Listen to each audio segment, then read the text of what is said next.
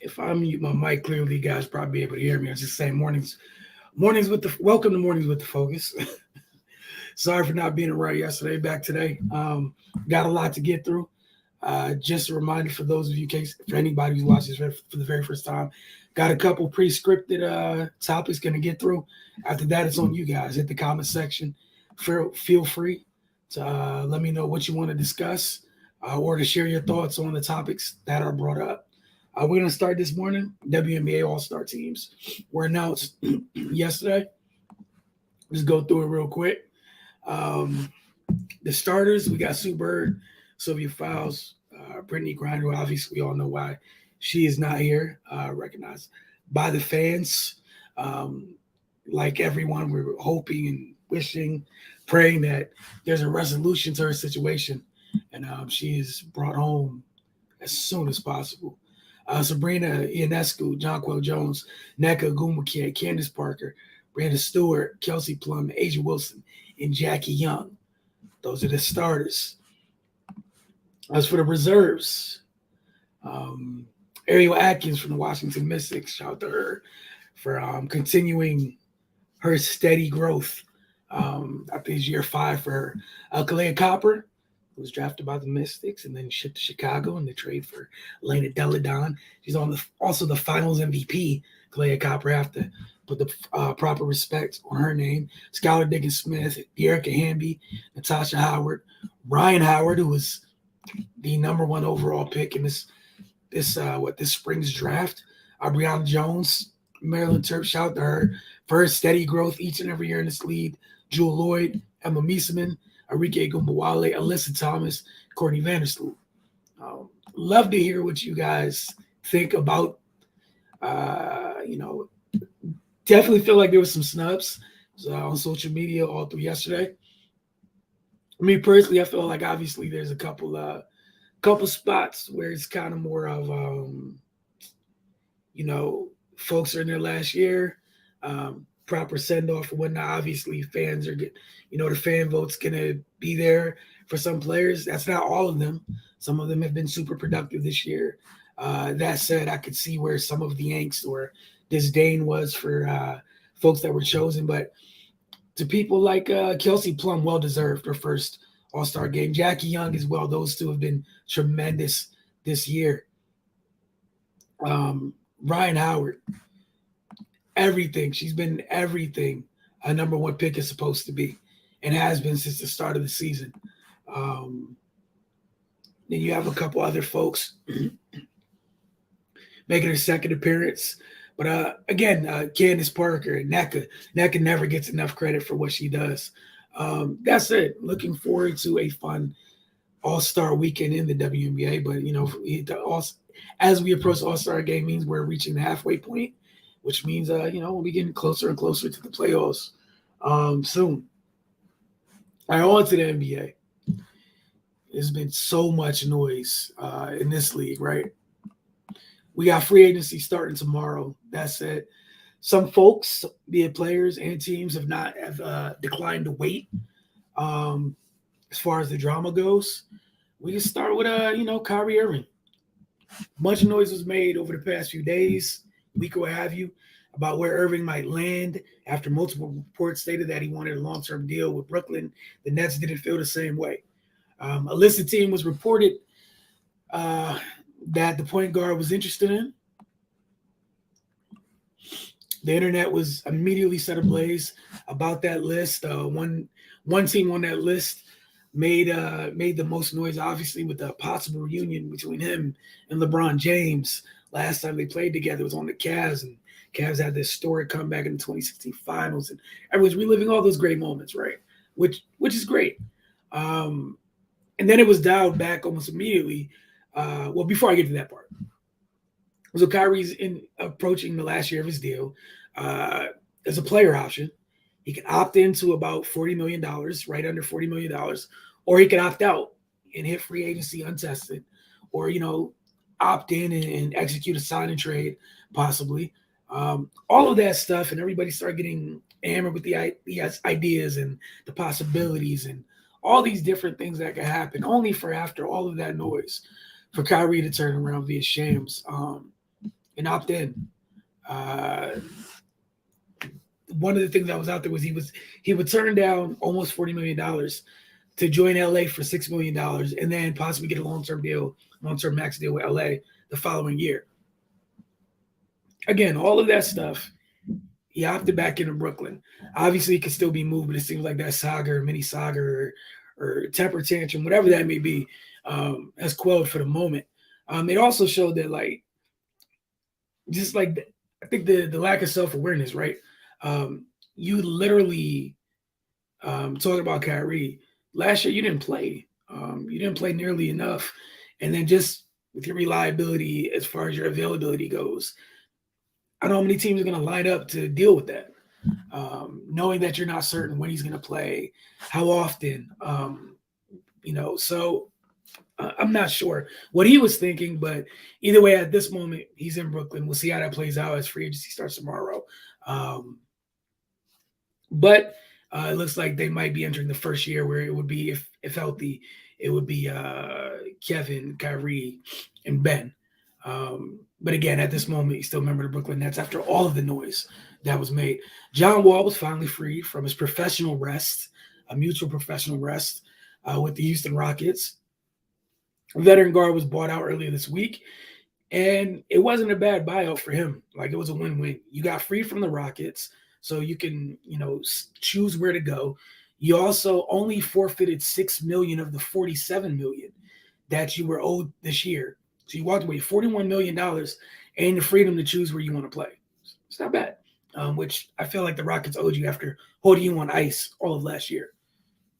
And then, per multiple reports, obviously waiting for it to officially be done, he's chosen to sign with the Los Angeles Clippers, which gives them something they don't have in terms of, John, whatever you may think of him. He's one of the better playmakers in the league. And think about what that does for a natural playmaker, a natural facilitator at that, what that does for somebody like Paul George and Kawhi Leonard and Paul George, where, we see them at times have to do a little too much on offense in terms of creating for other folks. And now you just go to work, right? You got somebody to facilitate. Obviously, as a secondary playmaker, that's great, but they did a little bit. It was far more than secondary playmaking for them prior to getting John, It also slides Reggie Jackson more into that super sub role, right? And then John's just been rested. Not bad for Clippers at all. If, once that becomes official, but not mad at that at all. The other things the Clippers already did. Zubac, their young center, they re-upped with him, 3 years, $33 million. So I'm not mad at that at all. And he's someone who's definitely going to benefit from John. We've seen what John's done with lesser heroic teammates on the wing, right? It's not a knock on the guys he's played with in the past, but none of them have been the level of Kawhi Leonard or Paul George, right? Then you think about what he's done for bigs he's played with in the past. He makes their life easier. He makes a lot of folks' life easier. So happy for him to be freed, one, from Houston. And then two, happy for the Clippers, if they're able to be healthy, him included, right? What that means for all parties involved. PJ Tucker's, his market looks to be heating up. From multiple reports, you got several teams. The Heat would like to bring him back. The Sixers are after PJ Tucker. And then, you can't count out the Nets relationship he has with Kevin Durant. If the reports that the Nets are indeed interested in his services, it'd be interesting to see what happens. Again, free agency kicks off tomorrow. Through all the stuff that happened last week, we had the NBA draft. We're talking about some of the stuff of free agency as we get closer to it. Again, less than, we were 24 hours out, what have you. The Charlotte Hornets, they thought they initially signed Kenny Atkinson to be their head coach. Kenny Atkinson kind of chose to stay with the Warriors. People didn't really see that happening. And then the Hornets didn't have a coach, went through the draft without a coach, and then they just re-signed Steve Clifford. We saw him during the Kemba Walker days in Charlotte. Solid coach. We know what he does when he brings to the table defensively. But they re-signed him. A solid draft for them, getting Mark Williams. They definitely needed it. The noise around, are they going to keep Miles Bridges? Things of that nature. Looks like Mitch Kupchak has come out and said that they plan to match whatever, match any offer that he's given. We'll see if that rings true, because we've seen teams in the past sometimes with different players in the past where, oh yeah, we'll match, and then somebody comes with something outlandish, and some teams still do match it, but it was more than you expected because somebody did too much. So we'll see how that goes. As far as NFL goes, Deshaun Watson had started his hearing with NFL yesterday in terms of receiving any possible punishment from the league itself. We all know what's going on with his situation in terms of civil cases after what happened with the grand jury. But there's 24 civil cases, 22 of which were settled. Still waiting to see what happens with that. With those cases that are still open. But as far as the NFL goes, we were hearing things like indefinite suspensions to start. Heard things like the NFLPA might fight back on some of that. I don't know how they would, but hey, because usually there's that big thing about protecting the shield, yada yada. Also, just with some of these things being settled, at the very least, like, dude, that's some wild stuff there, right? I think that's fair to say. Some outlandish behavior, to say the least. Gonna see what ends up happening to him in the Cleveland Browns, right? Because if he's suspended for half the season or the whole season, what that means for them, they still in that weird place they are with Baker, which is moving on but trying to find where he goes, while also paying him. So we'll see. His hearings with the NFL are supposed to continue today, so I'm sure there'll be more news later in the day. Another wide receiver gets paid. This time it is the super talented and underrated Terry McLaurin. Scary Terry signed a 3-year extension that's worth up to $71 million. He gets up to $71 million. That's how much the deal is worth. 3 years up to $71 million. He gets a $28 million signing bonus as soon as he puts pen to paper. And then of the new money in the deal, that's after the signing bonus, 76.4% of the new money in the deal is guaranteed. Kudos to Terry. And then he'll be able to, re-enter the market probably about when he's 30. Like Deebo Samuel, he's one of the older, he's one of the members of that draft class. What was that, 2019? With those wide receivers, that's a little bit older than the others. Him and Deebo have that in common where, they're both going to be 27 during this season.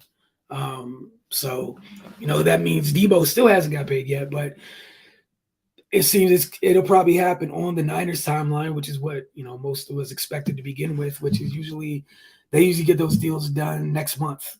Training camp's July. I think camp opens July 26th for San Fran. I wouldn't be surprised if I think they're getting closer to Jimmy throwing again, so pretty much waiting for him to pass a physical. Doubt that you'll be able to trade him for anything.